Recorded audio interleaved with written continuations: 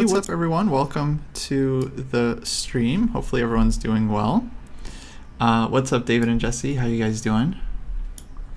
Great. Yeah. Cool.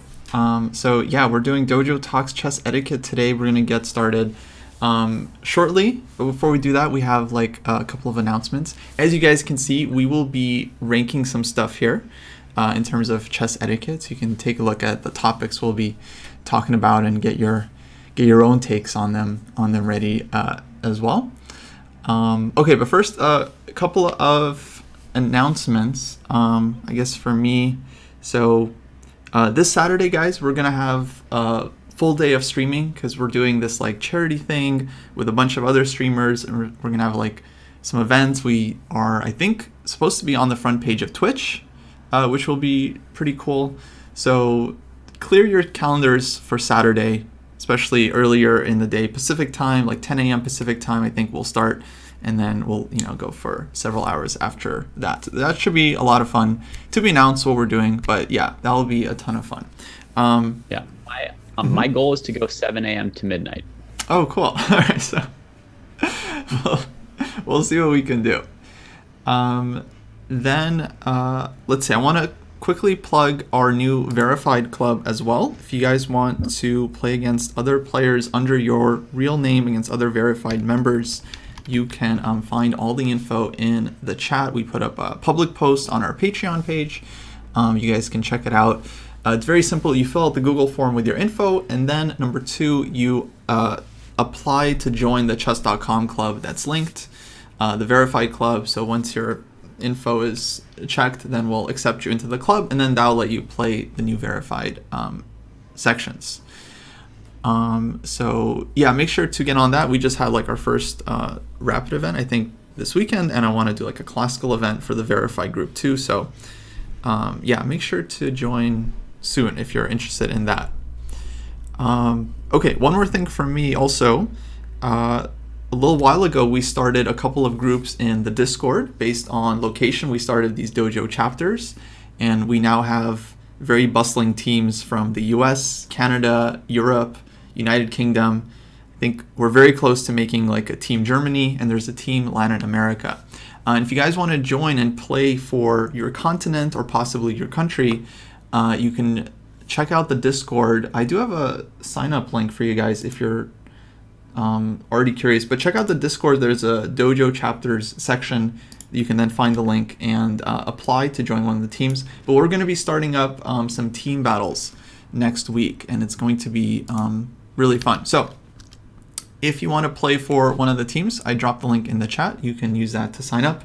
One of our team captains will then add you to the right team. You can join the right Discord channel and then play in club matches against other teams. So that's a lot of fun, and that's going to be starting up, I think, next week. Actually, we're going to be doing our first club matches. Okay, anything from you guys? Yeah, I'll say that I am playing this big tournament this weekend, so I'm going to be away a little bit. Though I guess maybe you guys could watch. You could watch me online. Yeah, we're going to watch. And then also, I'm moving to this amazing new streaming studio den that I'm going to have. So I'm really pumped about that. But I'll probably be mostly away for, let's say, the next week. So that's my announcement. Okay, cool. And I guess mine would be this Sunday we'll do another Mega Rapid 8-round tournament after Saturday. So after Saturday's extravaganza, fun little 1-hour shows, we'll do a big tournament on Sunday. Hopefully get a big turnout, invite a lot of people there from our front page eyeballs on Saturday. So yeah, if we have a lot of new players playing the tournaments in the tournament on Sunday, please show them good etiquette, bring them into the dojo kindly. And other than that, we're kind of filling out our schedule for the week. So it doesn't yet say what all the shows will be on Saturday. If you scroll down and look at the schedule now, those got most of Monday through Friday laid out, and you can just assume we'll be on pretty much all day Saturday. Just TBD what will be on at what time. Yeah, sounds good. Okay, guys. Well, let's get into it. All right, this is Dojo Talks Chess Etiquette. We are ranking, once again, all of these, let's say, behaviors or habits that some players have that are all, to some extent, not very good things to be doing. So we'll discuss which are worse and to what degrees. And yeah, actually, we didn't really arrange these in any particular order. It's actually pretty random. So we can just start with the first one. And what we're going to do is actually we're going to individually rank these as well. So we have our own individual tier list that you guys will be able to see here. And we'll individually rank which of these things are the worst. And then we'll kind of average it out to figure out the actual tier list. So hopefully that is clear to everyone. And yeah, thanks to all the follows and sub guys, much appreciated. But let's begin with the first one, eating food at the table. Who wants to start? Oh, sorry, Kostya. Before we do, one clarification. Somebody in chat is saying it sounds like maybe all of this has to do more with OTB than with online play. Oh, excuse me. Yeah, that's why we're doing this. Right. Thank you. Because over the board tournaments are coming back. Actually, lots of folks I'm seeing online are playing like their first over the board tournaments. And yeah, in addition to, I'm sure, being confused by some of the rules, it's like, yeah, these etiquette things are definitely not well known or even exist online. They're just not even, yeah, it's not even a concern. So hopefully this will be kind of like a helpful little guide to what you can and can't do over the board. Oh, and then at the end we were talking about doing a little quick do's and don'ts list. So for those newbies out there, we'll have some very basic tips for you to follow at your first over the board tournament. Right, and I'd like to add, last week we talked about chess culture and how it's evolving. And one of the interesting things about this right now is I do assume that both chess culture along with chess etiquette is going to change. And so it's just going to be like, I'm going to go out there this week and I'll give you guys a field report later because I just assume it's just going to be a different world than what it used to be. I think it really will change.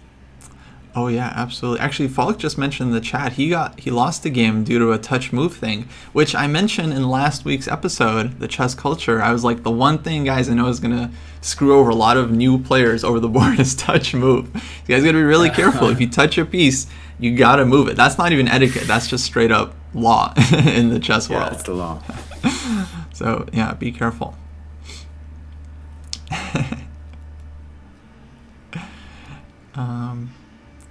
Well, yeah, shall we get into it, guys? Let's get into it, yeah. I mean, personally, I think eating food at the table, to me, it feels morally reprehensible. If my opponent does it, and there are degrees to this, so rule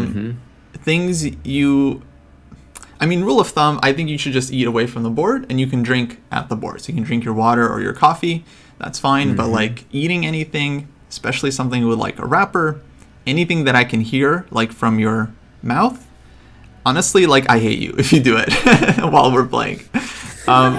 Or if you're like a spectator behind me doing something, oh man, I hate you so much. I don't know, I have that weird, I forget what it's called. It's not synesthesia, but it's some weird thing where it's like, sounds can like really bother you, or certain sounds. It's like reverse ASMR.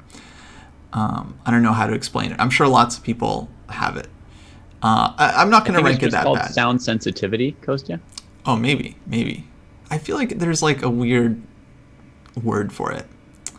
Anyway, so misophonia, yeah, that's the one. Thank you. That's a thing. Thank you, guys. Thank you. Wow. Yeah, it's when like just certain sounds bother you. Like Maya, for instance, she's really bothered by the sound of like any kind of fork or metal instrument scraping a bowl. Which to me, like, I don't care. That doesn't bother me at all, but to her, like, drives her crazy, like nails on a chalkboard. So these things, yeah, I think they affect others to various degrees. So yeah, my opinion is like, if you're going to eat something, just get up when it's not your turn and eat it away from the board. If it is your move and you're eating like nuts or something, I think that's fine. I'll just get up if it's bothering me. Like if it's your turn, then that's kind of, to me, it's kind of okay. But not ideal. Yeah, I guess I'll go with morally reprehensible too, for different reasons. I feel like there's certain things about this could change, but I feel like that's showing disrespect to the game. And whenever someone does something that feels like they're disrespecting the game, it's not even just me. You can disrespect me all you want, but if you do something that disrespects the game, for example, now we're not going to shake hands anymore, I assume. But to me, if you didn't shake hands in the previous world, that was morally reprehensible because it was not just showing respect to me, but it was showing respect to the game as a ritual. And so, right, there's just a culture of no, you do not eat at the board. You can walk away from the board if you need to eat, and you can drink water or coffee. That's it. That's it. There's nothing more to say on it. Yeah, let me clarify though. I would put it at really bad, and just tentatively I'm putting it in my third spot, although I might change that. Okay.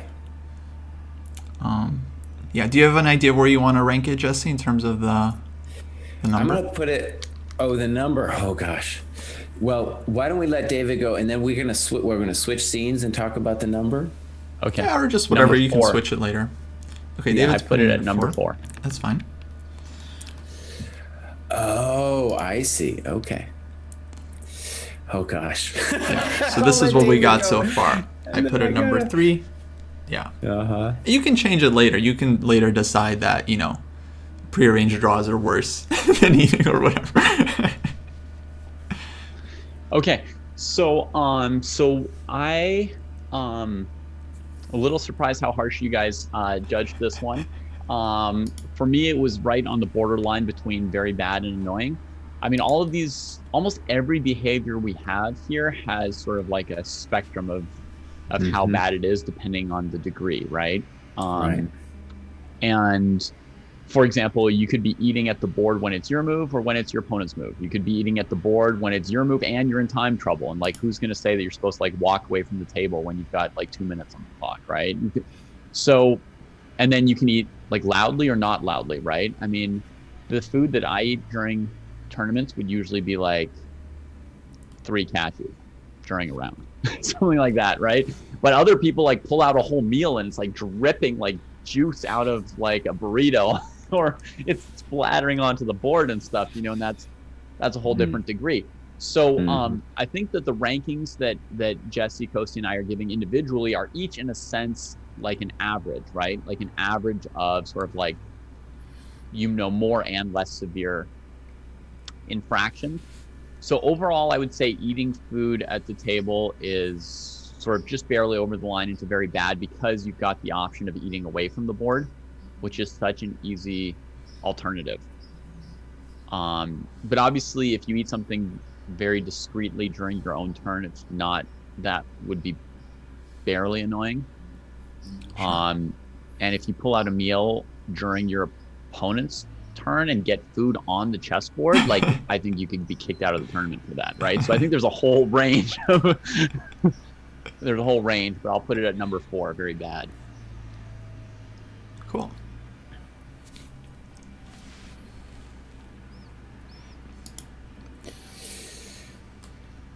Okay, so it sounds like we want it in really bad if we kind of average. Sure, let's put it in really bad. Because I would say, yeah, for me it's like a solid really bad. For Jesse, it was like kind of bordering, or you said morally reprehensible.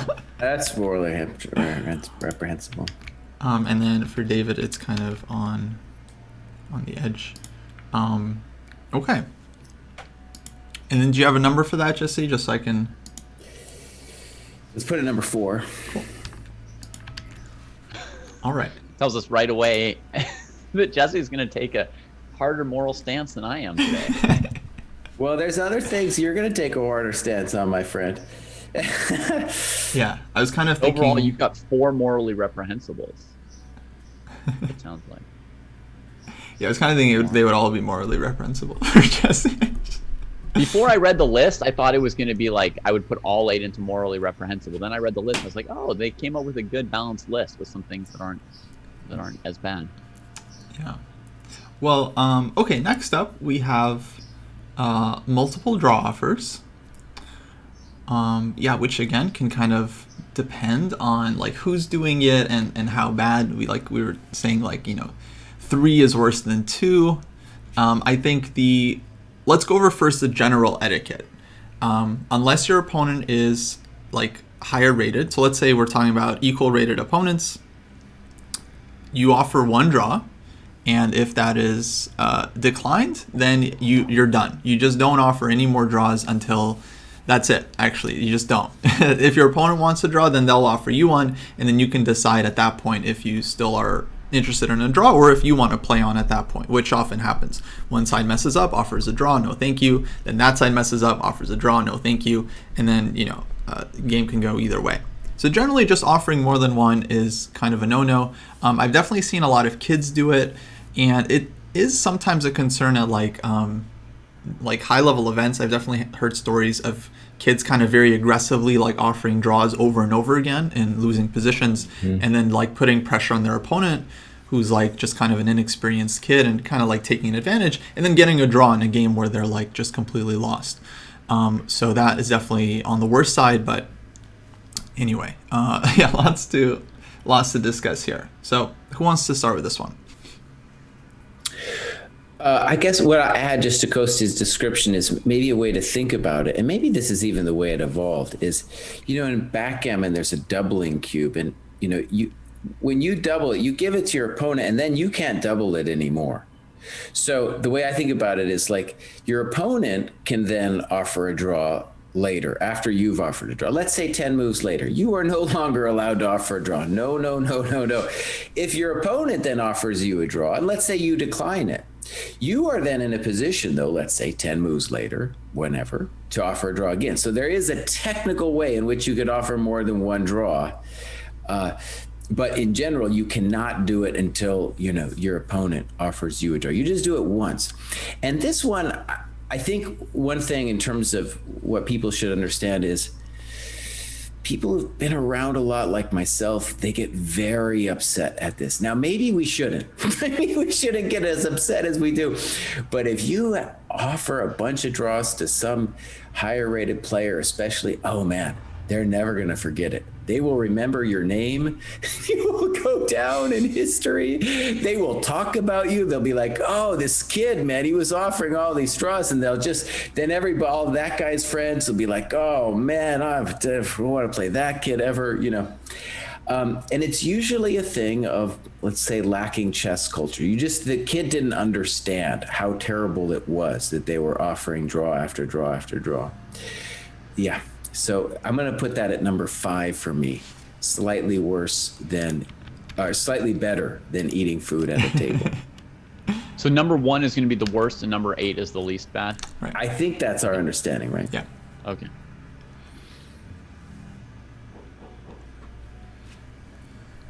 Okay. I put it also in very bad along with eating food. I'll give it my number 3 rank.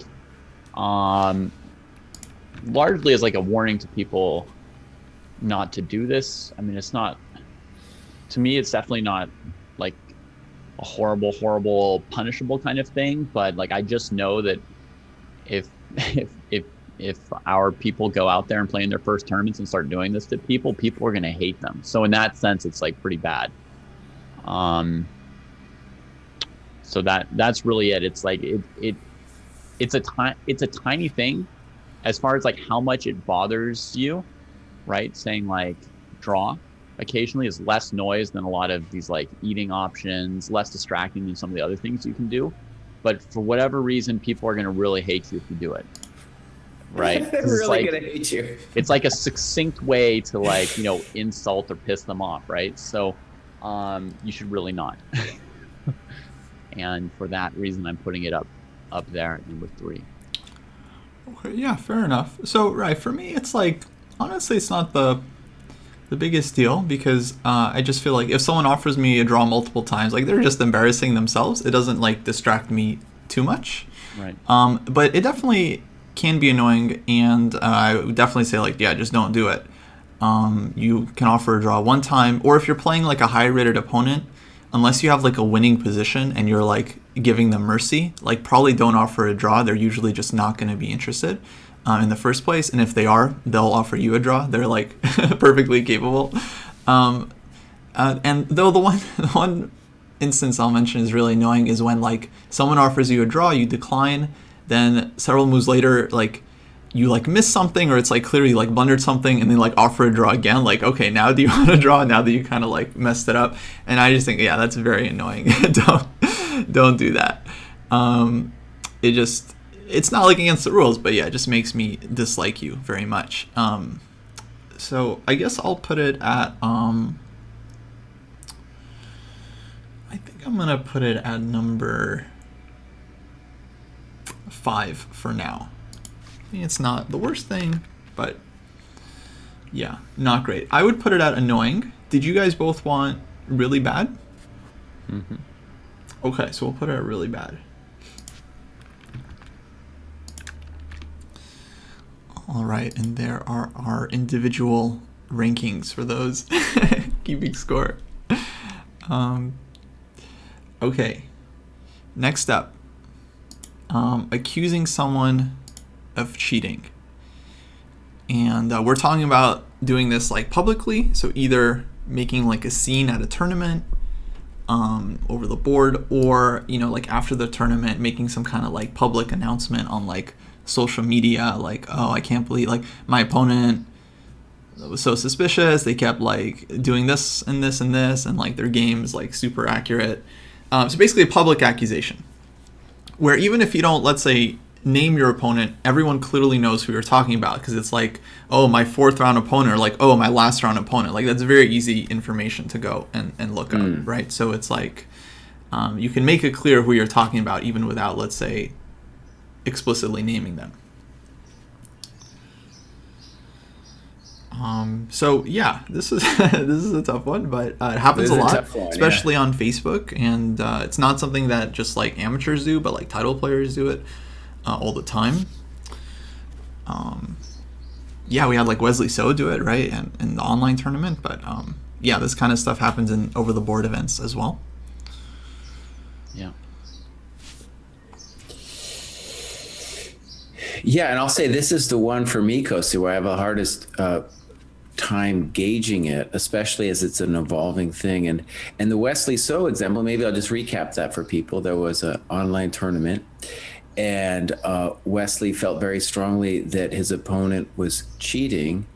And then it's weird, because ChessDojo, this is an online event, but this kind of cultural question will carry on over the board.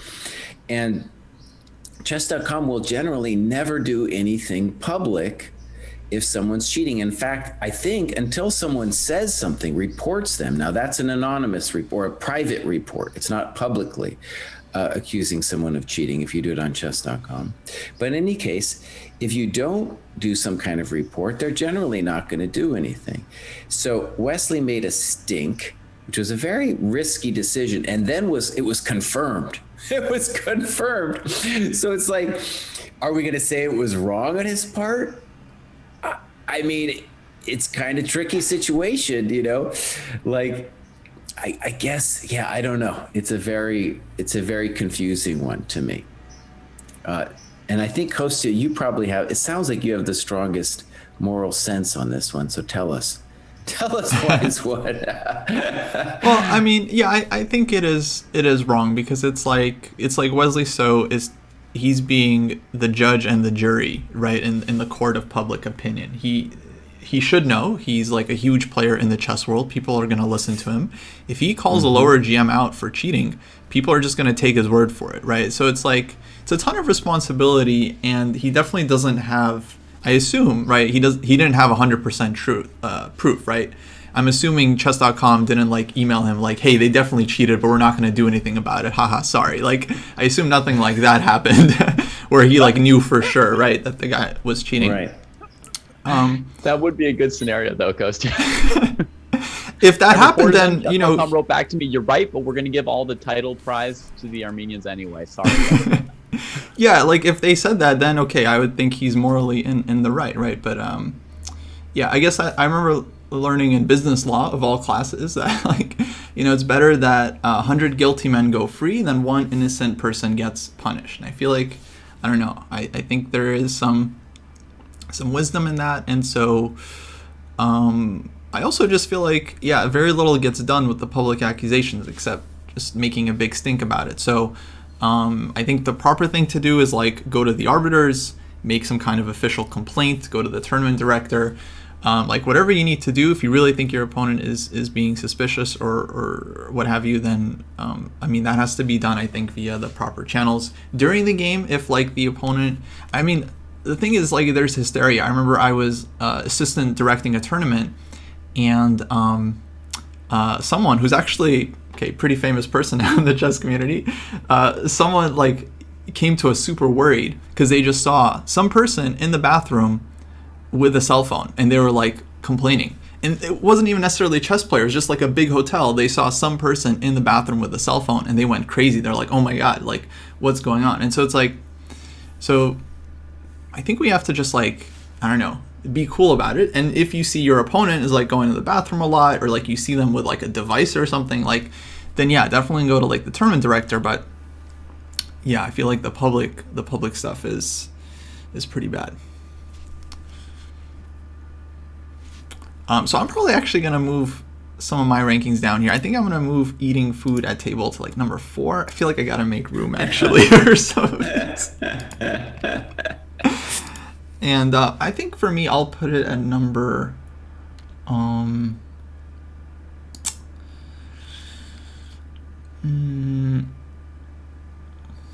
yeah, I'll put it at number, okay, it's between 1 and 2 for me. I'll put it at number 1 for now.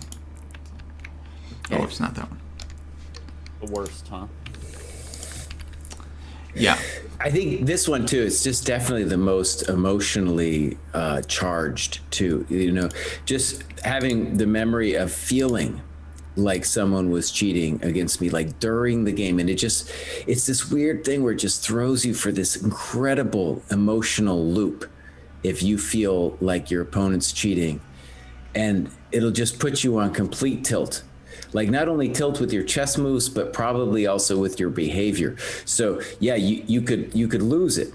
Like imagine you start following your opponent into the bathroom. That's not good for it. That's not good for your chess. It's not good for anybody, man. It's just a terrible situation. And with most tournaments, the tournament organizer doesn't have the resources to go start following people into the toilet. And I don't know if I want him to anyway. You know, I don't know, man. That's really a tough one. And I feel like, yeah, that's gonna be evolving. I feel especially for like these big, like the bigger opens that, like I'm gonna play one this weekend, and everybody is gonna come back to the vast majority of us. Oh man, it's a really tough one, man. Really tough. Like, yeah, I get all worked up just thinking about it. But I guess I'm going to put it at number 1 because you can't do it. You can't do it. You can't. It's a bizarre thing. Like Cool. Everything you said, Jesse, about like the tilting and the like following people around and do you want TDs in the bathroom and all that, like all that kind of like goes to my theory that like we hurt ourselves more by worrying about the cheaters than the cheaters hurt us. Like it's so much of it is like we torture ourselves so much wondering and worrying, and probably many of those times the people aren't even cheating, and even if they were, we would have been better off just being at peace with it instead of like being all like riled up. So I think if somebody gets caught, they should get like really, really dramatically dealt with, but that's a topic for another day that we've already talked about, right? But like if you don't know, you really just are better off not letting yourself worry about it. Anyway, for me, it's the second worst. So I've got it at number 2, clearly morally reprehensible, clearly wrong, clearly just absolutely not okay. And like to the point where there should definitely be codified punishments for people who do this, who accuse other people of cheating, because you're just not allowed to do it. It has a dramatic negative effect on the people who are being accused. So, I mean, that's where it like steps way beyond some of these other things, right? Some of these other things, like you might annoy one person, right? Right. Or maybe like 5 people at your, 3 or 4 people in your area, stuff like that. But this one, I mean, I mean, if I eat chips at the table, it's terrible, but you'll probably forget about it in a couple, or you might forget about it in a couple weeks. If I publicly accuse you of cheating, and then there's like, threads with thousands of people like talking about you, like, it could affect your whole life. It probably will. So. Okay. So I give it number 2, only because there's one thing that's even worse than accusing people of cheating. Oh boy. Well, it's like, yeah, cheating's not on the list, but okay. I thought that's where you're going. Oh, okay. It is on the list, Kostya. It is on the list. All right. So we'll put it in the purple category. I take it morally reprehensible. And okay, there's our tier list so far. And okay, next one is making faces. Kind of a light one. Although I do have an experience of when my opponent was making faces during the game, especially when like, yeah, he would just like slam out his move and then like make a face at me, especially if he thought like, oh, I didn't see his move coming or something. And especially when like the game started to turn in his favor and he was like better and like winning, he just like, oh man, just like giving me looks, like raising his eyes, like, oh, looks like you're in trouble. Oh, man, what? I mean, I don't want to say any bad words, but oh man. Show us more, Kostya. What else did he do to you? I mean, he's terrible. Well, actually, he did something that was on our kind of like brainstorm list. The first time I played this guy, I was lower rated and a kid, and it was like really back and forth game, but I ended up winning. We both made like really bad mistakes. And after the game, the arbiter like walked over to us to like get our score sheets. And he took his score sheet and just like crumpled it up in front of the arbiter and just like threw it. He's just like, oh, do you want this? Glad to know that that's not a one-time occurrence. Well, I'm not glad to know, but anyway. So that's what he did when he lost the game. So then we played like several years later, and now I'm an IM. He's at the same rating he was before. I'm sorry. Now I'm like winning the game. He's like making faces at me. He actually ended up winning. Like he tilted me pretty hard. It was horrible. I can't believe I ended up losing that game. I mean, he had a good tournament, but yeah. So I don't know. It's bad. It's not the worst thing though. I think it just kind of depends on the severity. Yeah. Yeah, I'm putting that at that's my number 8 number 7. That's my number 7. So that's in the lower for me.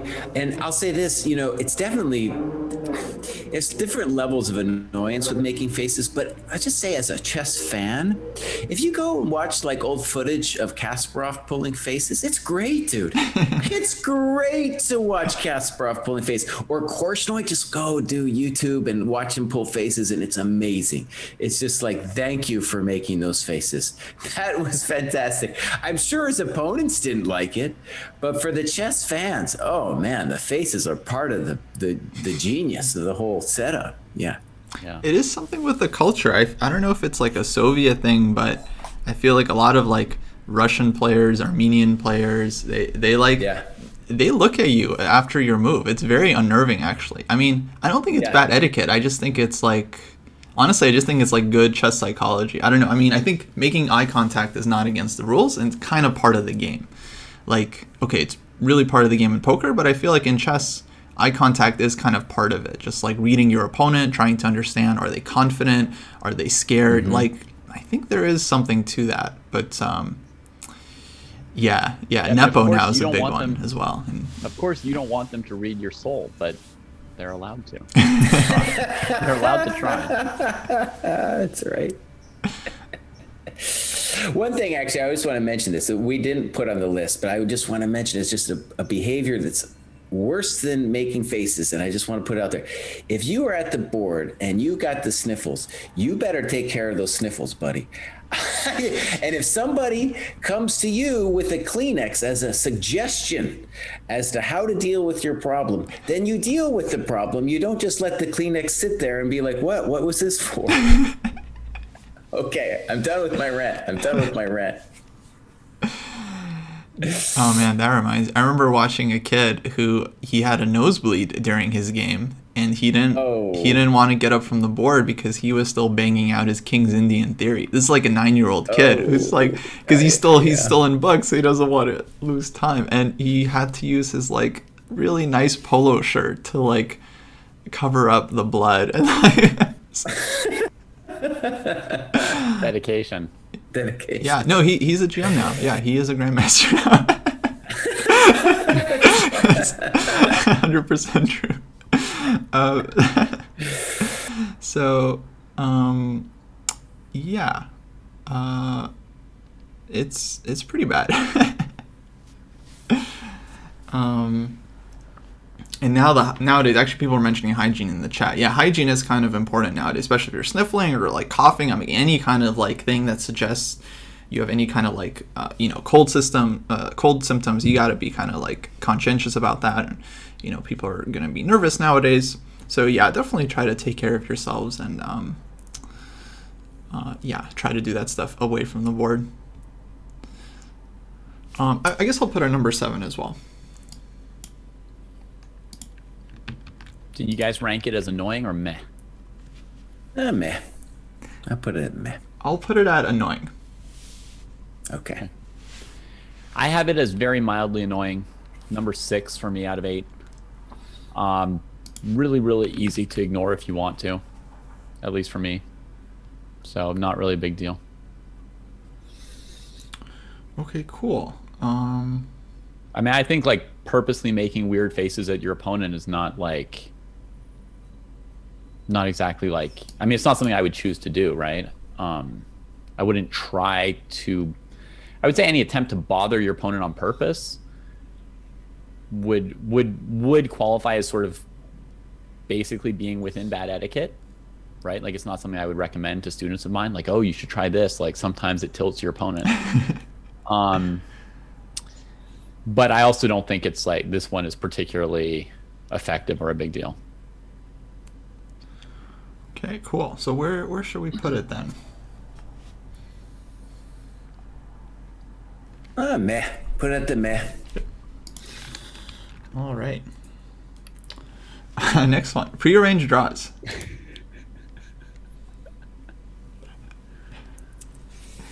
Well, okay. We can start with David, right? Because probably got the strongest feelings.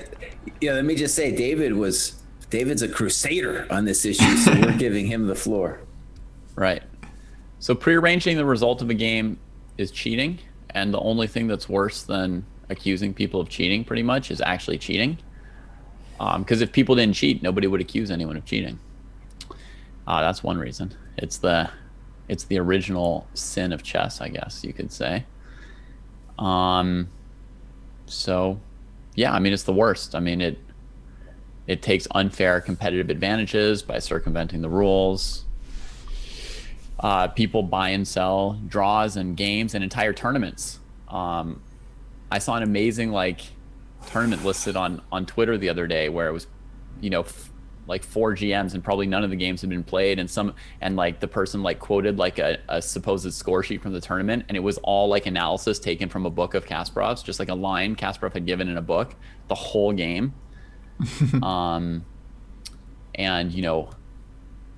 the player in question went something like 15 out of 16 or something or 17 out of 18, I don't know, playing 3 other people in a sextuple round robin. Anyway, yeah, arranging results not at the board is cheating. So it's very bad. But there are degrees to this, right? Like, you're mainly talking about arranging everything has degrees, yeah. Results for when there's money or norms on the line. Okay, so yeah, we all agreed beforehand. Yeah, if there's nothing on the line, it doesn't matter as much, right? Like if there's two players in a tournament and they're not even professionals, they're just amateurs, and they're playing an 8-round tournament, and in round 8 they're both tired and they've scored 2 out of 7. They've got one more game to play, and they're like, I don't really feel like playing. The other guy's like, I don't really feel like playing either. Just go draw. It doesn't matter. Particularly. It doesn't particularly matter. But when it affects results, like who wins what prize or who gets what title or who gets what rating, then of course it's cheating. Right. Yeah, because like I mean, yeah, I just feel like I definitely arrange draws with friends, but never in like a moment where we're like both fighting for a prize. It's more like the second case where it's like the end of the tournament. Neither of us are playing for anything, and we just don't want to play the game, right? We don't want to like forfeit. But yeah, I don't like playing my friends in general, so that can be tough. But yeah, I think we all agreed buying games, like fixing a result, a decisive result, that's like completely off, out of line. With draws, I think it's mainly not as bad when it happens earlier. In the final rounds, yeah, I'm with David. It's basically just cheating. Though it's kind of hard to differentiate. Like if two players don't prearrange a draw, but then they play 5 moves and someone offers a draw and the other accepts. Like how is that really different? It is, because the rules say you can't arrange the result away from the board. But the rules do allow you to offer a draw during a game. So for me, so the difference is between whether it's according to the rules or breaking the rules. Yeah, but it's like a very, I mean, and I would say this, Kostya, the part where I don't see the difference is like arranging a draw or a win away from the board. That's where I don't see the difference that you're making. If the draw allows somebody, if somebody needs a draw to win a tournament or get a norm or get like a rating or get a spot in interzonal or something like that, and they arrange the draw away from the board, I don't see the difference between they happen to need a win and they arranged a win away from the board. I think it's whether or not the game is played on the board or arranged that matters, not whether it's a draw or a win. Right. No, fair enough. I think when it comes to norms, whether you need a draw or win, I would agree with you. That's basically the same thing. I think for like prize money, though, there are many cases where, you know, a win guarantees one of the players a higher prize because they tie for a higher spot, right? And then they share that prize, and then they end up getting more money than if they just prearranged a draw. So that one I do feel like it's worse because you're like actively cheating other players out of cash versus like, okay, you guys don't want to play the last round, like you make a quick draw. Like for me, like whether that's prearranged or not, it's like, it's almost immaterial because it's like, it's almost expected at this point. Like growing up with like open tournaments, the top GMs, they always made draws in the last round. Like whether it seemed like they were friends or not, or they prearranged it or not, they could be like from different countries. It just seemed like the top 2 players, they just almost always make a draw in the last round. If they're both like in first place, like 5 out of 5 or whatever, like, I don't know. That just seems like that's the thing people do. But yeah, I feel like when you lose a game or you throw a game, then it's like, yeah, you're stealing money from others. But with the draw, you're also potentially stealing money from others. Otherwise, you wouldn't be making that draw. Well, no, I mean, if that game was played, that wouldn't necessarily affect others or not. You know what I mean? Like someone still has to win that game or draw. Like a result is still going to have to happen. When players agree to the result of the game like that, presumably it's because it's maximizing how much money they're making. No, or it's like neither one wants to lose and risk it. I guess if that's what you mean by maximizing, yeah. Yeah. So, I mean, they're just not allowed to do it. It's against the rules. You may have seen a lot of people do it. But I mean, if you've paid attention to history, you've seen the US drop a lot of bombs. That doesn't make it right. So maybe I'll just, me and David have had a long-standing kind of disagreement on this one. I just want to, it has a lot to do, I think, also with just different generations. So I just want to back up and say, when I was coming of age, I grew up in literally a chess desert, and you'd go play like the under 16 championship of the United States or the under 21, and there would all be these Russian Jewish kids. They're all immigrants, and they came with this Russian chess culture. And they were the ones who kind of, as a top-down thing in terms of culture, then as now, it always happens from the top down in my estimation. And they were the ones who were like, had this culture of, well, look, if somebody wants to agree to a draw, then it's their right to do that, whether that happens before the game or after. And that is something that's kind of mostly evolved, I would say, in the United States, that we're now in a place where David is, where he's very much against the prearranged draws. And it's now, I think, technically illegal in a way that it wasn't back in the day. Like back in the day, it was just out in the open. People weren't even hiding it. It was just something that was done. They would go to the board and they would sign the score sheets within 30 seconds. There wasn't even any, pretense about it.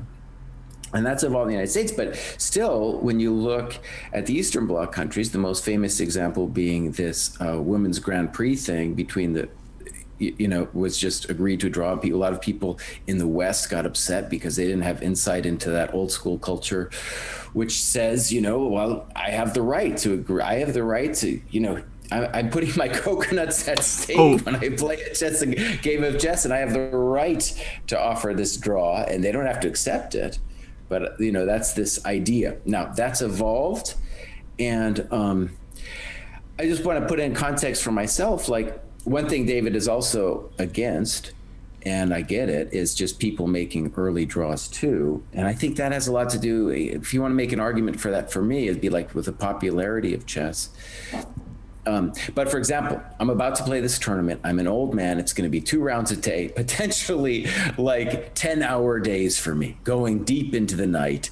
And I don't have that kind of energy. If my opponent wants to make a draw and I'm exhausted, oh, dude, I'm taking that thing first, whether it happens at 5 moves or 10 moves, I'm taking that thing. And I think now, I wouldn't do it before the game just because people look down on that so much. But I do think that's just an extension and an evolution of this thing that used to happen before the game is now happening with a wink and the nod, within 10 moves. And just to put a story on it that I just think is hilarious. I was at a tournament in Hungary years ago, and this famous Eastern Bloc player, GM, comes out and shouts to his opponent across the breakfast buffet, "So, do you feel like a fighter today?" I loved it, "So do you feel like a fighter today?" And the guy was like, "No, I don't feel like a fighter today," and that was just the culture thing. It was out in the open, so it's a thing that's evolving, I would say. And so to me, it's still not a big deal, but I think because people like David get so upset about it, I think it's wrong. So I'm putting it at number 6. Oh, wow. Number 6, yeah.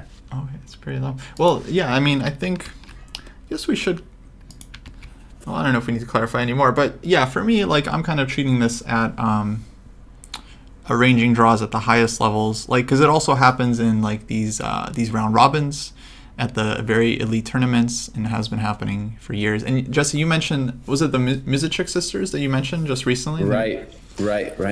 Yeah, and yeah, that was so funny. Like, they posted that with basically a caption like, "Oh yeah, the sisters, they never play each other." Which, they never play each other. And they're just like, that's just part of their charm. I was thinking about that one a little bit, and like, okay, I'm very biased. I'm from Ukraine. I like the Mizicek sisters, but I was thinking about, like, in tennis, they don't give you the option, right? Serena and Venus, they have to play. They can't draw each other. Right. And I think there's something to that. I think, like, for the elite events, I think it has to be built into the format. Otherwise, the professionals will always be professional and make a draw when it suits them. And here, I think I'm also talking about, like, like the super quick draws we see with like Naka and Rajabov making all the time, like in the Berlin, like to me, like those are honestly just as bad as like prearranged draws. They're like basically, to me, those are basically the same thing. But like, yeah, I think that just has to be built into the format to make it just kind of like, or at the very least, like, yeah, if you're going to do that, well, then you're just going to end up playing like a bullet game to decide the result or something to that effect. Like they do in tennis with like the tie break. It's like a shortened version. So I don't know. I think that's what they have to do to fix that. Well, and I will say, I would say around 10 years ago, this thing of only being allowed to offer a draw after move 30, and that really only happens in quality events. You don't see that in your opens, but that rule definitely cut down on the amount of draws. It just changed the whole dynamic. Because at move 30, someone's better. They're not willing to stop playing at move 30 anymore, So that definitely is, I think a cultural shift that has to do with the rules that, for the most part, especially in one round a day tournaments, as you see, like with the U.S. Championship and other things like that, it really did cut down on the amount of prearranged draws, and just draws in general. Okay, so yeah, I guess for me, I'll put it in my number 2 spot because I think it's bad, but again, to degrees. I feel like if it's at an elite event or there's like there's money on the line or norms, then yeah, I mean, I think it's just it is against the rules, but it is yeah, it's like how to put it, like the most okay form of cheating there is in chess, because it's like, yeah, technically against the rules, but it just happens so often and has been happening. There was that guy on Reddit who like posted about this tournament he played in Europe where like most of the games were prearranged draws, and he was like so happy to get his like I don't know, his 2200 or something, and then he just like really, he didn't even realize it was a problem, and then people had to like gently, you know, on Reddit let him know that he his tournament was like a complete farce. But yeah, but if it happens, that if people don't play chess, it's not actually a tournament. He just saw this part of the culture, like, oh hey, these IMs are giving me draws, cool, like. It was a package entry fee, huh? No, I mean, it definitely feels like I don't know, a weird thing to say. It definitely feels like a sign of respect. You know, I remember I was offered a draw before a very important last round game. It was offered at the board. The guy was like, "Do you want to play or no?" That's how he said it. Right. And I was like, I was very confused. I was like, I don't. And then like the game started. I didn't say anything to him, and he's like, "Dude, what do you want to play?"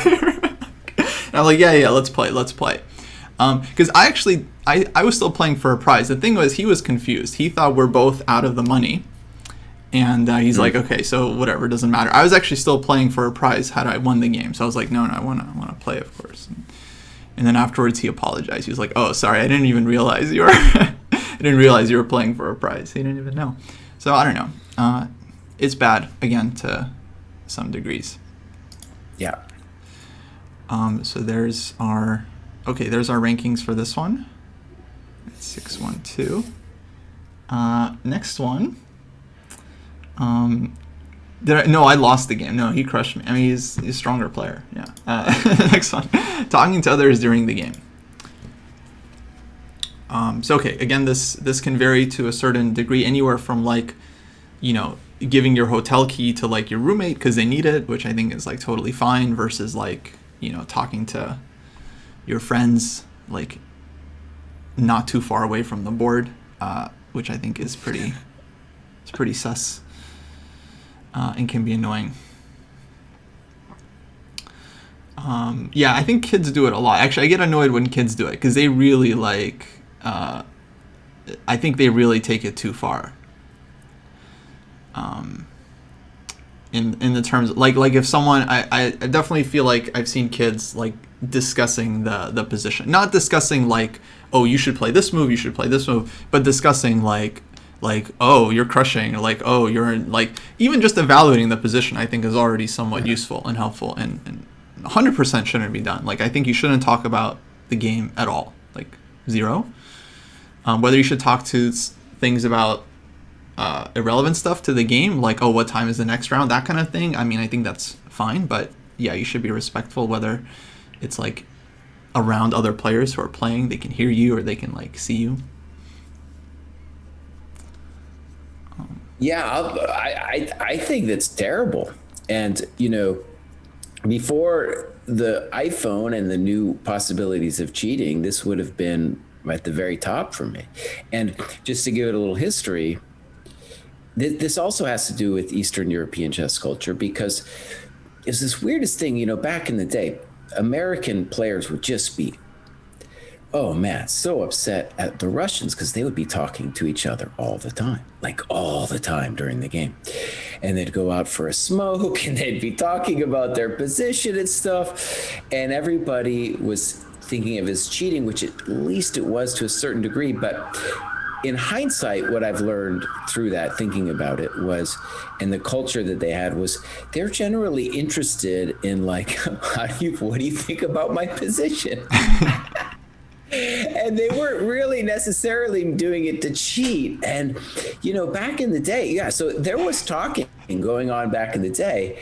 And, a lot of ways you think about it, like, you try to cheat off somebody's test, you might be getting the wrong answer, so it wasn't nearly as bad as, not even close as bad as cheating with a computer, but still it was very bizarre. And it was disconcerting too, especially if you're an American and you don't understand what they're saying, and so it's a really, weird situation when they're talking.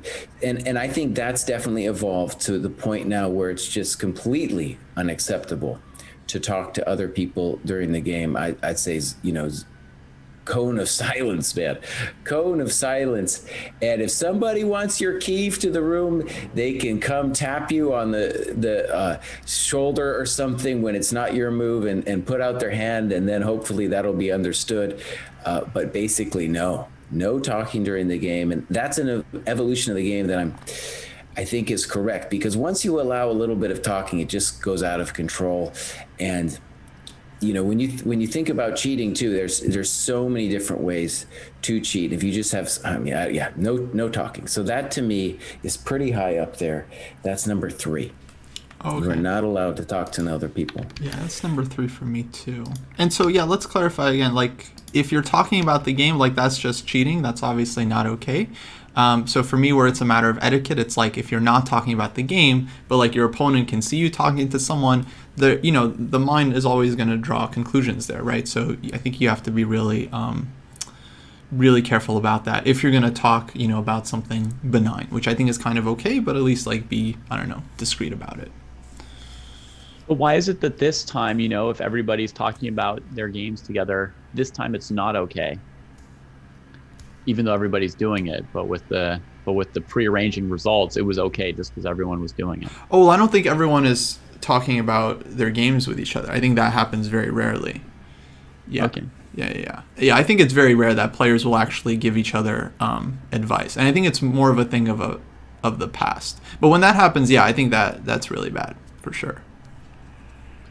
Yeah, but I mean, we just had a previous topic, which was people cheating, and the excuse was like, well, it's, everybody does it, so it's okay. Then Jesse says like, well, Russians used to always like talk about their games together, and, so isn't that also just accepted, and we should give that a pass as well? Well, like I said, David, we disagree on the draw thing in the terms of what a person's right is to offer a draw. I know we just disagree on that. You think is a cheating thing, and I don't see it that way. And now with the talking to others, that is one where it puts people on tilt, man. It puts me on tilt if I see you go off and start talking to people. It's not okay. And so I don't know what you're saying. And the whole like mania about like worried about people cheating, it's like, yeah, it drives people insane. So I think that's why that culture has had to evolve to a point now where it's just like, no, totally not okay to talk to anybody. When I played in tournaments, everybody always talked to each other. So like from from how I was like raised at tournaments, everybody talked to each other during games, and so did I. And yeah, and I remember people, you go into the bathroom and be like, how's it going? And you'd be like, oh, I'm either lost or I'm losing, I don't know. Or lost or I'm winning, I don't know. Yeah, and I think it's very much changed. Yeah, I guess for me, big differentiator is like whether other people are getting cheated out of something. So like when top players make prearranged draws in elite events, they're kind of stealing energy because everyone else has to fight that day and they don't, so they just kind of like save a day. I think that matters. And then when people are like talking to each other during the game, if there's any kind of like hint or advice or anything like that whatsoever, like clearly that's kind of getting outside assistance, right? So it's like it's kind of taking away something from others. Actually, I remember one time, like, this is really for the kids, like, you got to be careful, because I think kids don't really mean to do this, but I remember one time, I was a kid myself, I was playing someone, and my bishop was, like, hanging on b5, and my opponent had queen a5 check, taking the bishop, for multiple moves. Uh-huh. And there were some kids, like, watching our game, kind of, like, snickering about something. Mm-hmm. And then, like, my opponent, like, at some point he was like talking to them, and it's like, and then at some point he comes back and he like plays queen a5 check, like takes the piece. And like, I don't know what happened there, but like they were looking at the game, they were snickering. I'm a strong enough player at that point where it was kind of funny that we were both blundering queen a5 check for like multiple moves. And it's like they probably had no idea, right? That's like noticeable, right? But the opponent could even have like, he could have just like looked over at them, noticed like, something's weird, and then looks at the position like, oh, queen a5 check, there it is. Like that kind of hint can be super helpful. Right. So yeah, people should just be careful about it. That's what I think. I agree. If you're walking by other people's boards, you need to really have a poker face. You can't be going like, whoa, at somebody else's position. Yeah. If there's a piece hanging. Have you guys seen that video of Naka in Gibraltar looking at Levon's game? Oh my god. Yeah, don't do that. Yeah, and if you can't do that, like Sophie, if you can't keep your face straight, then I would say you can't even go look at other people's games. Like that's what I would do to myself. If I couldn't keep a straight face, I wouldn't go look at other people's games. Myself. Anyway, on the topic that we have, the talking to others during the game, I mean, this is perhaps just a product of how I was brought up and what's normal to me, but I put it in meh, number 7. No big deal.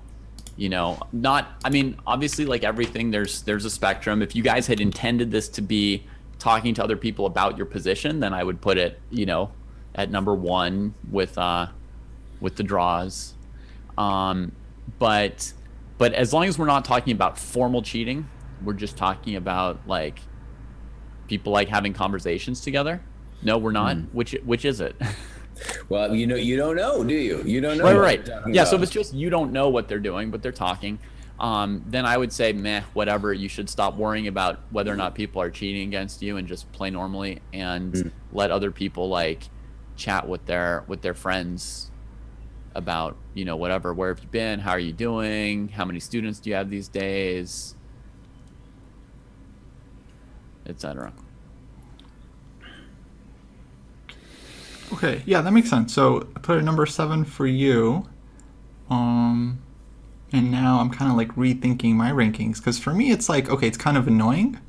But right now I have it above eating food, which I feel like is really bad.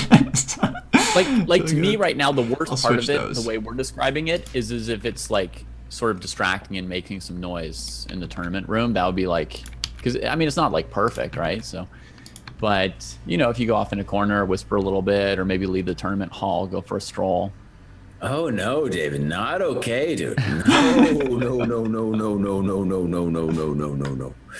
No. Well, next time we get paired, I'll do it. We'll see how much it tilts you. No talking. Well, it's also, you're also a stickler for the rules. It is illegal now. It used to be okay. Opening preparation complete. Go for a walk. It is now illegal. You are not allowed to. Really? Do it. Yeah, of course. You're not allowed to talk to anybody during the game anymore. Get out of here. That's a new rule? That's been around for at least 10 years. At least 10 years. Yeah, you know, talking. I feel like it is a FIDE rule. I have no idea. FIDE rules or USCF rules or both? I mean, to me, I don't care about the USCF rules. It's just the international rules now, you know? All right. Well, I'll look up the FIDE rules. If it's illegal, I won't do it. All right. Maybe I'll just tell you I'm going to do it. Okay, so where should we put this? Annoying, really bad? I put it really bad, but you know, we could average it out at the end. Yeah, for me it's kind of annoying, so I guess that's where it's our average. Okay. Oops.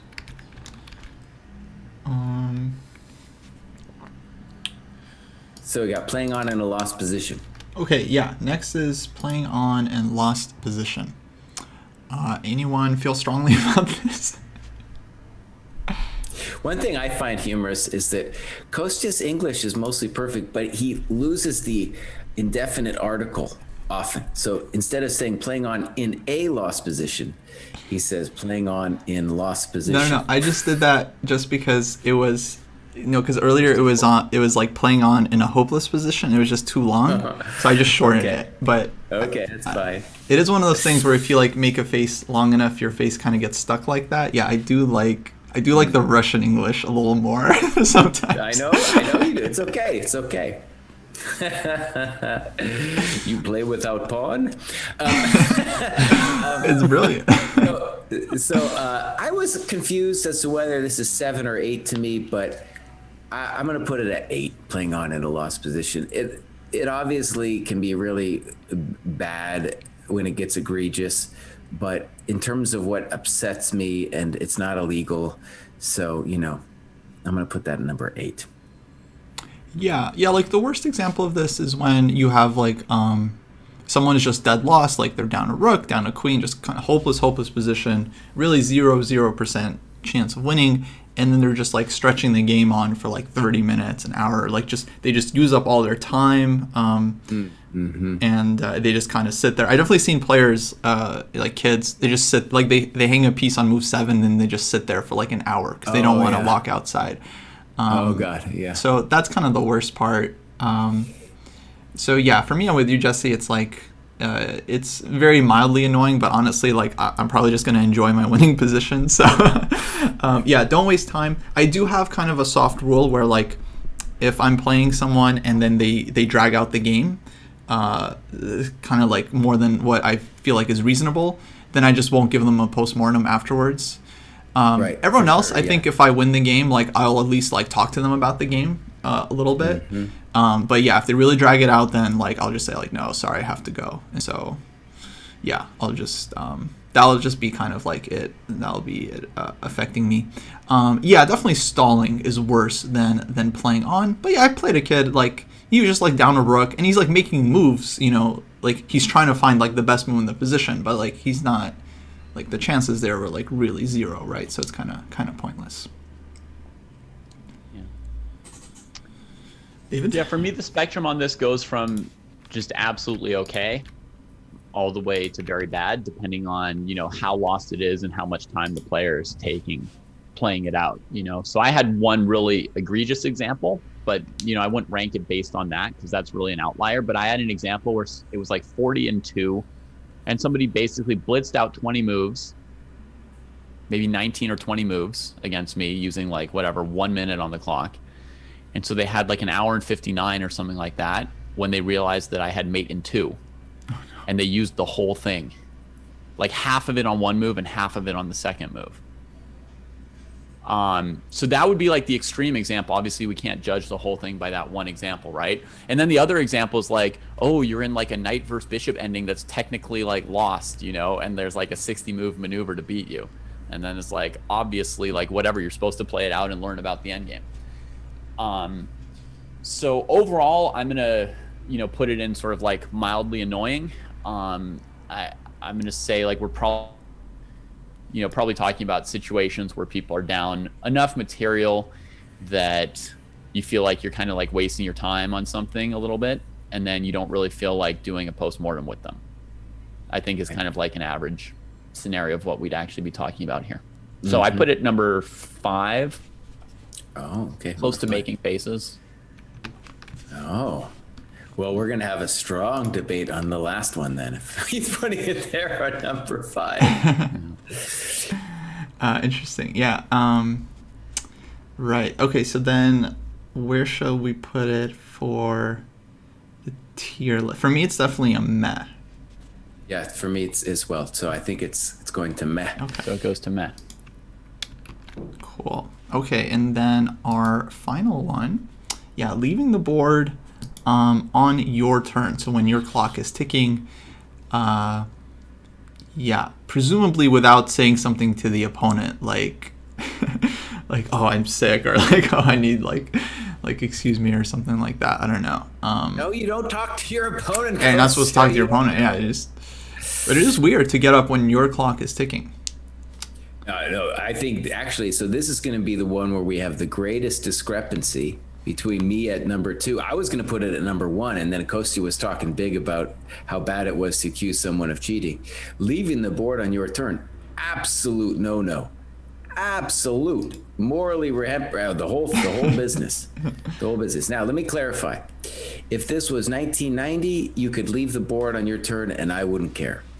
Leaving the board on your turn now, ooh, horrendous. Absolutely horrendous. And in fact, let's be clear, the rules are very clear on this now. The rules have changed. If you want to leave the board, and there are reasons, like For example, let's say you're sitting and you're thinking about some hectic calculations and it turns out that your bladder's gone whack, then etiquette is, and rules, you have to go tell the arbiter that you are going to the bathroom. There is no like talking to your opponent that you're going to the bathroom. No, you go to the arbiter and you say, I have to. I'm sorry, but I have to go to the bathroom. Otherwise, you do not leave the board on your turn. It is not done. It is not something, this is worse than a prearranged draw. This is worse than eating food at the table. This is worse than talking to others. It is absolutely obscene to leave the board because of the problems around cheating now. If I'm playing you or I see you leave the board to somebody else, I'm gonna assume the worst, because that's where we are right now with the cheating culture. So no, do not do it. Do not do it. Now, let me be clear. If you want to walk around where, let's just say you want to stretch your legs and you move 4 feet away from the board, that's totally different. So what we're really talking about is leaving the playing hall. Not okay. Yeah, you can get up. And what we're saying, when it's your opponent's turn, you're allowed to do whatever. You can leave the board. There are some players that leave the board every time. So yeah, that's normal. When it's your opponent's turn, you can leave the board, go to the bathroom, whatever you want to do. That's okay. Yeah, it's just when it's your turn, then that's what makes it look sus, because it feels like you're just going to the bathroom to check your phone. That's what it feels like. It feels very sus, my friend. Very sus. Yeah. Yeah. By the way, isn't there a new rule that you can't even have like a cell phone during the game? Like you have to leave it in your room or something? That's the understanding. And I think with a lot of these opens, like I have a feeling what's going to happen. We'll see how it goes. The culture is evolving, but that you would be in trouble. Before the opens, they were usually pretty lax about it.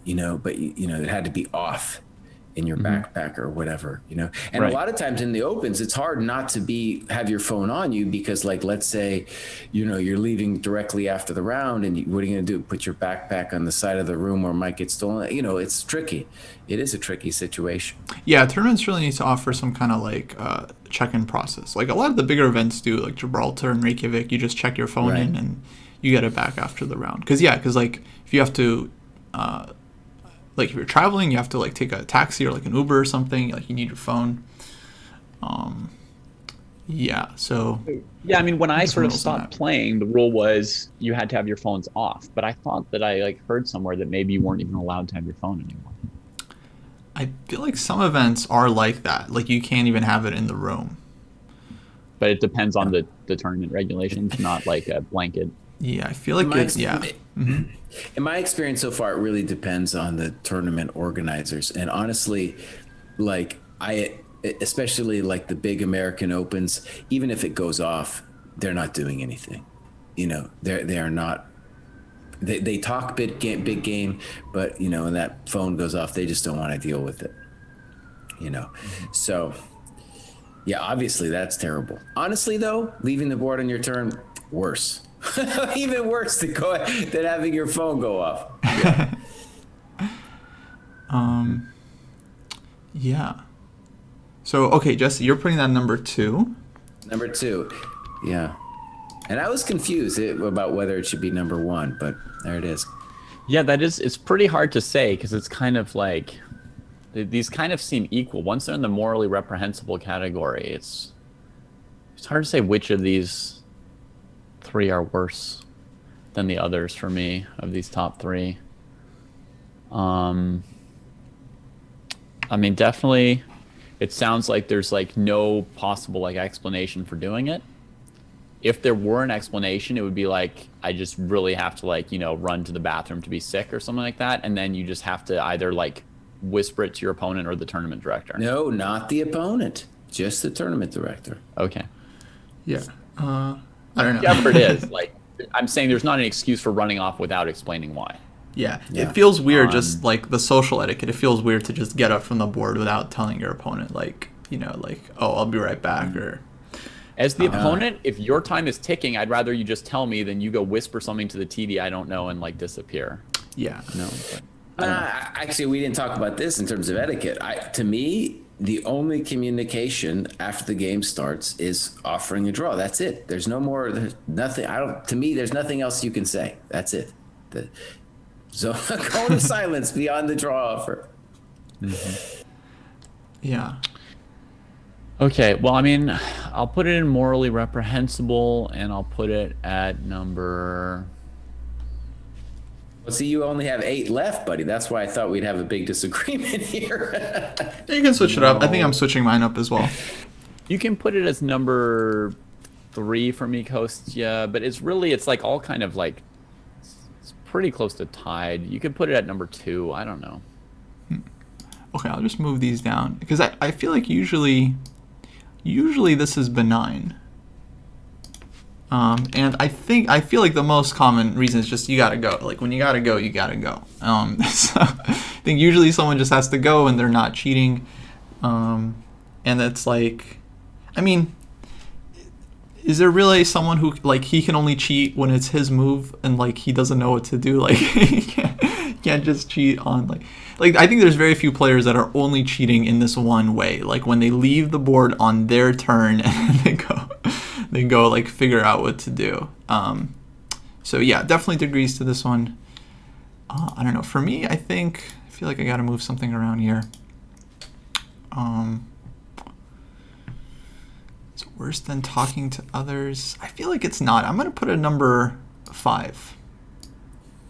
I have a question in chat. Are we talking about leaving the tournament hall? Yes, we're talking about leaving the tournament hall. Yeah. If you're within sight, like a few feet away, that's right. Yeah. If you stand up, stretch your legs, look at the board from a different angle. Well, actually, I find that annoying. Your opponent. Yeah, you better not be like right here. What if someone gets up on their turn, then they just go like look at other games? Not okay. Not okay. Weird, right? Man, there was a case I remember of someone getting caught in the bookstore looking at a book of the opening that they were playing. I'm telling you, man, it's not okay. Yeah, that was a thing. Actually, I got a talking to. I remember I was just browsing some of the books in Reykjavik, and they're like, "You shouldn't be here if you're playing." And I'm like, "Oh, I'm sorry, I had no idea." It was like move 30. It was like way past whatever, but it wasn't even an opening book. But fine, fair enough. Oh, sorry. So I never put in prearranged draws. I guess we're putting that in purple. I feel like our average is probably pretty high on this one. And then where do you guys want to put this last one? I think it's morally reprehensible, but I think you guys are a little bit milder on it than I am. Yeah. For me, it's actually, I would put it like annoying.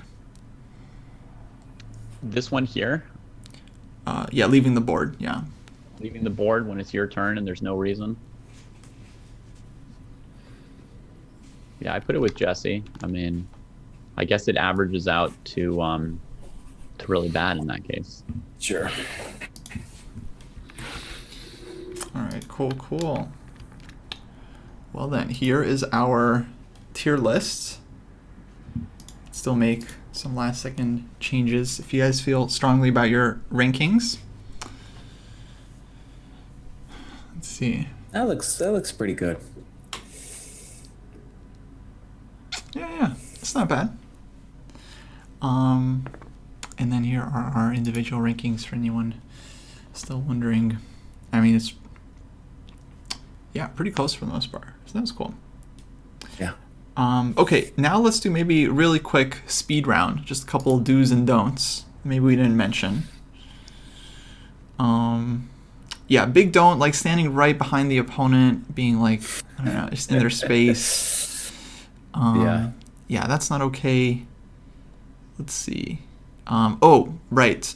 Talking to the top players before the game. No. Don't talk to anyone before the game either. So don't talk to anyone during the game. Don't talk to anyone you don't know before the game. Like asking for an autograph or like, hey, what happened in your game last night? I thought you were winning. None of that. If you don't know them, don't do it. They don't want to hear from you. They just want to think about their prep, think about their opponent. They don't want to, like, after the game, if they won a good game, you can ask for an autograph. That's like the one time if they won a good game, you can ask for an autograph.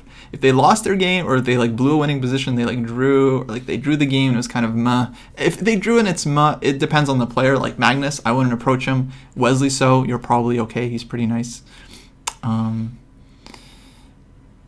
Yeah. If they made a quick draw, you can ask them like, Hey, Kostya, I'm a member of the dojo. I'm so happy that we're playing the same tournament together. Not okay, guys. I will be polite, but secretly not okay. Yeah. Kostya will just try and copy paste a link to this video to them in person and be like, wait, it's not working. How do I just throw a link at this guy and walk away? Okay, do you guys have any quick do's or don'ts? Yeah. Go ahead, David. I've got a couple do's.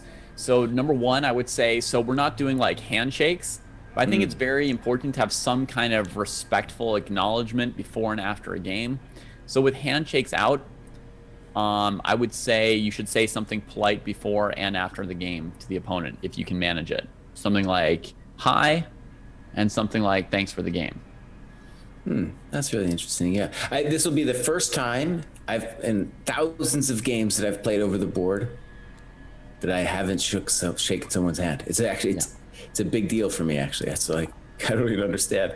Yeah, I'd say come up with something to show respect. You know, a small bow or inclination of your head. Like you can do something gentle. I wouldn't like tell them something complicated if you arrive late for a round. I mean, it's not great to arrive late for a round, period. It's respectful to show up on time to everything, including chess games. But but if you didn't manage that, you know, you try not to like start talking to the opponent like, hey, I'm so sorry I'm late. It's just I got stuck in some traffic and then I couldn't figure out where to park, and the people on the boards next to you are just like giving you dirty looks. So I would say, you know, indicate respect somehow briefly at the start and the end of a game if you can. Another thing is be sensitive in the presence of anyone who's just lost a game in a tournament. Just be careful, be sensitive what you say. You know, if you're really happy about beating them and you're trying to just say something nice to them after the game, be very careful how you choose those words, right? Like, oh, that was so fun, that was so awesome, you know, and the guys sitting there like, so be sensitive. Chess players who've just lost an OTB game are often in a lot of pain. Not all of them, but enough of them that you should like treat them very gently, I would say. Actually, that's a good topic. Like, who should offer the postmortem and how should that be done? Well, we talked a little bit about this with the chess culture, and you know, that's something that's kind of it used to be a kind of a required thing that people did, and now, you know, people are just doing it less. So it's a curious thing. I don't think there's any clear rules on it anymore. You know, you even see it in the. It'll be interesting to see. Like back in the day, the tournament organizers would be very diligent in getting a Skittles room, and nowadays you go to a Skittles room, and instead of it being like this quiet place where you can look at your games, it's like the place where all the parents are camped out with all their snot-filled stuff all over the room. You know, it's different. Yeah, it's so funny. People always ask questions. Yeah, it's called the Skittles room. That's just where you analyze games. Yeah. Or play blitz between rounds, or sure. Yeah, do whatever. Yeah, hang out. You know, I would say that it's okay to scream and curse after the game, but you have to do it in your hotel room. That's my own note to self. That's note to self. Don't scream and curse. Don't drop the F-bomb right there. Is that what we're going to find if we look at the notes you've been writing on your score sheet to yourself? I will have Jesse or David, not Kostya, though smile. Yeah, I think I don't know. It's respect for the game, you know, and that you just gotta bottle that up and move it on out, you know. Also, in the postmortems, I feel like the loser of the game always has a right to ask for one, or to ask like, where do you think I went wrong? And if you won the game, I think you should only offer a postmortem if you're like a higher rated player, and like, okay, you want to like give your opponent like some tips or something, or like you want to help them out. if you're a low rated player and like you won your game, like I would be careful about offering a post-mortem, because usually like the other guy's gonna be, I don't know, it's kind of like, it's almost like you're communicating like, oh, maybe I'll teach you something, right? Even though you're still like lower rated, and even though you've already taught them something. yeah, like you already beat the game, now you want to like teach them. So yeah, so I would say the loser always has the right to ask for one, and if you won the game and you're higher rated, I think you can certainly offer one. So just clarification with terminology. Postmortem in Latin means after the death. So after the game is done, sometimes it wasn't death, sometimes it was a draw.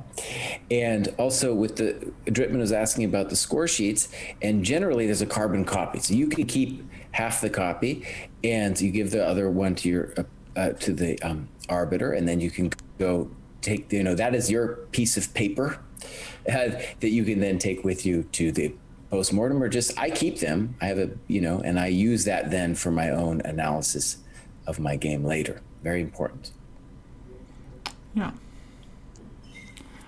I've got one other small piece of advice for people going to their first tournament and wondering about the etiquette and all this, and that is to have fun, because I think sometimes when people are like too nervous and too stressed about stuff and like trying to like avoid doing all the things that might bother people, like it creates this kind of nervous, stressy environment that's actually more annoying accidentally, and you're like trying so hard and so carefully to not make noise, and then you just sort of knock the whole table over by accident, when you're trying to put your pen down gently or something. So I think one thing you can do that will help yourself and help those around you is to just try to relax a little bit and enjoy it a little bit.